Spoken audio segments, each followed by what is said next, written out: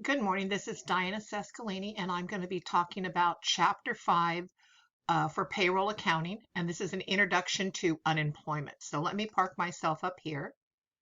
Hang on a second. Let me turn on my little pointers, my laser pointer. Here we go. So we're going to be talking about Chapter 5. This is unemployment compensation. What you don't realize is that let me adjust my screen here. There we go. What you don't realize is the employee does not pay unemployment. The employer pays it. So we're going to talk about two terms here. These are called FUTA and SUTA. FUTA stands for Federal Unemployment Tax Act, and SUTA is the State Unemployment Tax Act. So the government passed, so the federal is run by the actual federal government, whereas the SUTA is run by the state. Most states are the ones that pay the unemployment, okay? If a state, and I believe Oregon is a state, that does not pay unemployment, then the unemployment money comes from the FUTA funds. When we had any situations where unemployment is extended or they give you more money, the extra amount comes from FUTA, the federal unemployment. Okay, so just know that FUTA is federal, SUTA is state, and the majority of the United States are covered by SUTA. Okay, so we're gonna start talking about coverage under FUTA. So here's which employers are liable to pay for FUTA. You have to pay for it if you have employees, but here are two tests that you have to apply. It's an either or.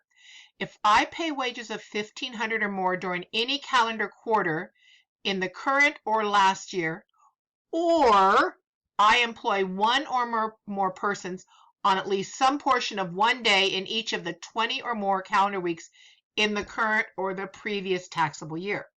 So for the most part, most employers do have to pay FUTA and SUTA. If you are a small business owner, and you are the only employee for yourself and you're running it as a sole proprietor, you will not be paying FUTA or SUTA for yourself. And this talks about what employees actually are.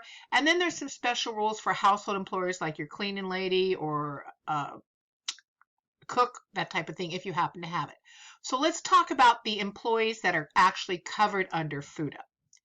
Okay, so there's a general rule that there's a common law relationship, and so it talks about it right here, and there's actually exceptions to that rule, and they're listed here, and in your textbook you can find the complete list on this.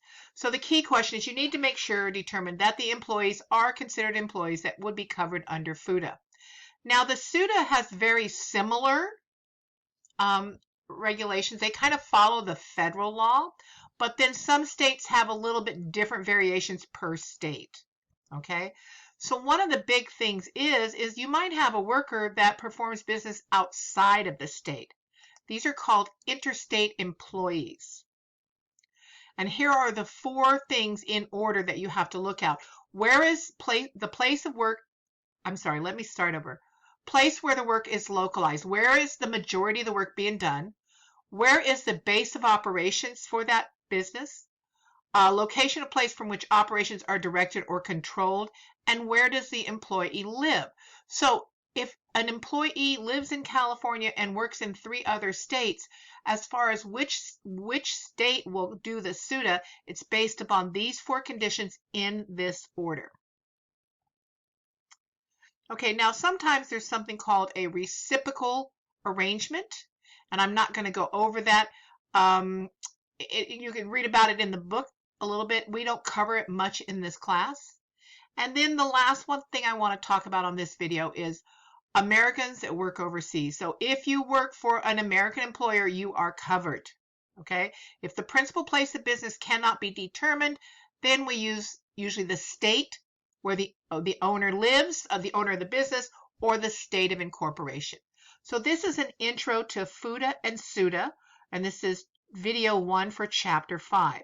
We're going to stop here and we'll start up video number 2 next.